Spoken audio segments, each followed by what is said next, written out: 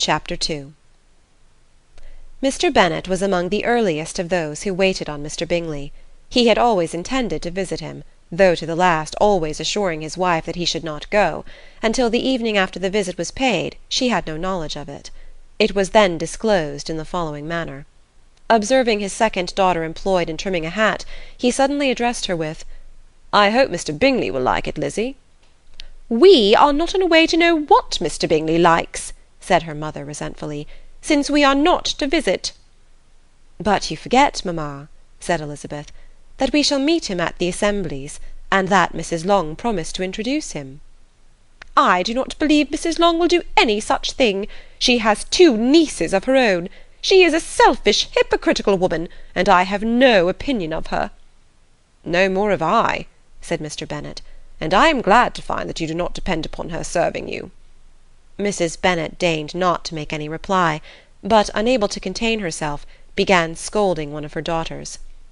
"Don't keep coughing so, Kitty, for heaven's sake! Have a little compassion on my nerves.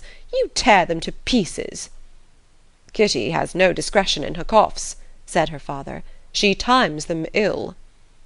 "I do not cough for my own amusement," replied Kitty fretfully. "When is your next ball to be, Lizzie?" "To-morrow fortnight." "Ay, so it is," cried her mother, "and Mrs. Long does not come back till the day before, so it'll be impossible for her to introduce him, for she will not know him herself." "Then, my dear, you may have the advantage of your friend, and introduce Mr. Bingley to her." "Impossible, Mr. Bennet, impossible, when I am not acquainted with him myself. How can you be so teasing?" "I honour your circumspection. A fortnight's acquaintance is certainly very little. One cannot know what a man really is by the end of a fortnight. But if we do not venture, somebody else will, and after all Mrs. Long and her daughters must stand their chance, and therefore, as she will think it an act of kindness, if you decline the office, I will take it on myself." The girls stared at their father.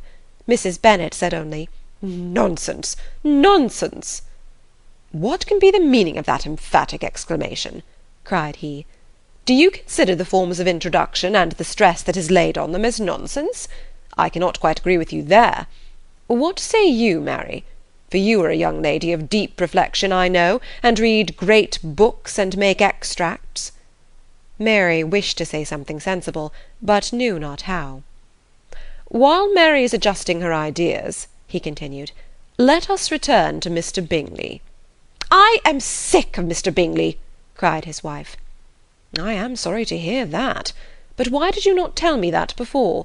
If I had known as much this morning, I certainly would not have called on him. It is very unlucky, but as I have actually paid the visit, we cannot escape the acquaintance now." The astonishment of the ladies was just what he wished, that of Mrs. Bennet perhaps surpassing the rest, though when the first tumult of joy was over, she began to declare that it was what she had expected all the while. "How good it was in you, my dear Mr. Bennet!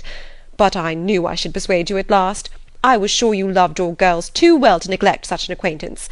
Well, how pleased I am!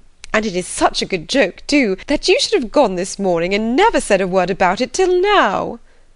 "Now, Kitty, you may cough as much as you choose," said Mr. Bennet, and as he spoke he left the room, fatigued with the raptures of his wife.